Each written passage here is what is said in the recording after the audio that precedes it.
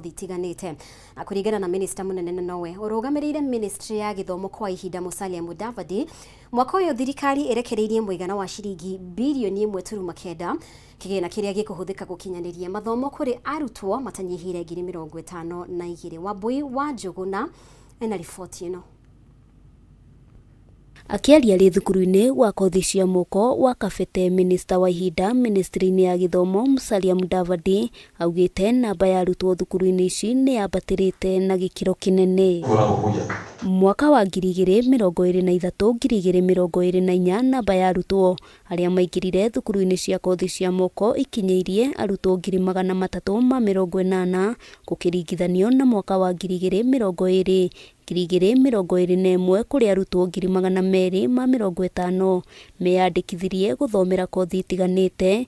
Undu uyu akiuga ni urateithiriria gicunje kinene kia Kenya kwigira na mathomo. TVET will be an important catalyst for transforming Kenya into a newly industrialized nation. The world of work is evolving at an unprecedented pace, driven by technological advancement and globalization. Hamwe na uguo thirikari ni gacirithitie mathomo kuri arutwo aria marathomera thukuru-ini ici na njira ya kuongerera macini cia kiriu niguo gutigirira arutwo ni mamatha ugi wothe uria marabatarania. We are working on the ASAL area to ensure even those young people in the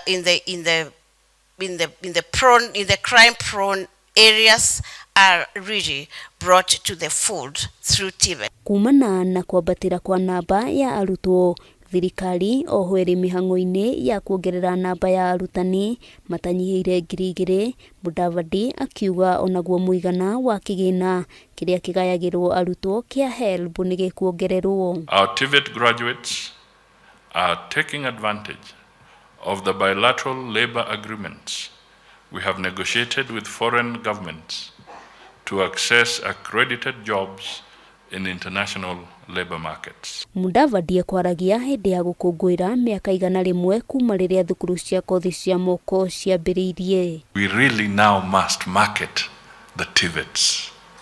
We should not associate the TVETs with Magego.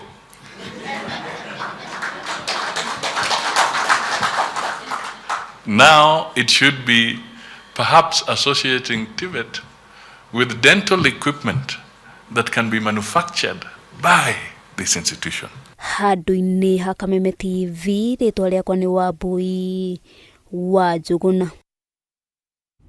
Na riu Senator wa Busia Okiya Mtata ni andikire ruhonge rwa uthuthuria wa thiini rwa borithi ni rwo Internal Affairs Unit rwambike uthuthuria wa maabitha a borithi aria magararire watho na kuhuthira hinya mukiruku kung'ethanira na rurungani hindi ya mirurungano ya Gen Z na kurekereria maumirira ma uthuthuria uyu na ihenya uria kwahoteka. Akiaria na andiki a mohoro, Mtata augite ruhonge ruru ruri no hoti wa mwanya wa guthuthuria maabitha a borithi hatari muthutukanio kana kwenderera, noguo ni rukuhota gukurana maabitha aya niguo matacukirio makinya ma kiwatho. Mtata augite hindi ya mirurungano ino andu 68 ni moragirwo ni borithi ona gutuika mari arurungani a thayo na matiari na matharaita o mothe.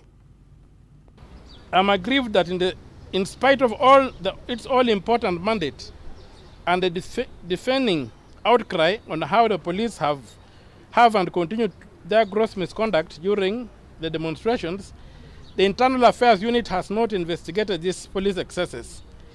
Kenyans have a right to know whether or not these violations of their constitutionally provided rights to life and to petition their leaders were premeditated.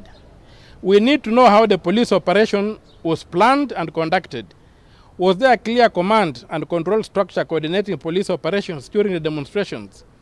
Was there a central command? Who were the field commanders? Who were the commanders responsible for each section of the streets? And how have they accounted for the violence that resulted in deaths and injuries in their areas? Kenyans should know how armed men in civilian clothing, mostly hooded, joined the uniformed police units deployed to deal with the demonstrations. How many police officers were issued with live bullets, and has the ammunition been accounted for? Who placed snipers on the roofs of Parliament and surrounding buildings, and who gave them orders to shoot and kill demonstrators? was there a need to use live ammunition on the demonstrators? And if there was the need to do so, why were red lines not drawn and mandatory warnings that lethal force would be used if the lines were crossed? Which lines and warnings are required by law not issued to the demonstrators before the live bullets were fired? Na unakumbuka hata unakumbuka watu wenye walikuja wakati wa kura, wale Wahindi ambao walipotea na miili haijapatikana mpaka leo. Ni internal police unit ndio ilifanya hiyo kazi, ikaweza kucrack nani alikuwa amehusika, na ndio mkopata ile squad ilikuwa inaitwa nini, SSU, Special Service Unit ya DCI. Ndio hiyo ndio ilisababisha ikavunjiliwa mbali kwa sababu ilikuwa imehusika na hiyo mauaji. So kama inaweza kufanya kazi kama hiyo, iweze kupata ushahidi hata penye akina hawana mili, ina uwezo wa kufanya hiyo kazi. Na ningependa wawachwe huru, wapatiwe nafasi wafanye kazi yao na tujue ni nini litendeka hapa Kenya. Na hau niho tũgũtirihĩra mohoro maitũ kwa ihinda rĩrĩ. No ĩtĩkĩra tũcemanio rĩngĩ wona ciahanda thaa 3 nĩ ũndũ wa riboti ici na ingĩ na njĩra ndikandikĩru. Kwa ihinda rĩrĩ ngũkorwo ngĩgũtiga moko-inĩ ma Maina Kĩhumo nĩ ũndũ wa tabarĩra ya nditimũrano. Thiĩ na mbere gũikarania hamwe na ithuĩ gũkũ gwa Kameme TV.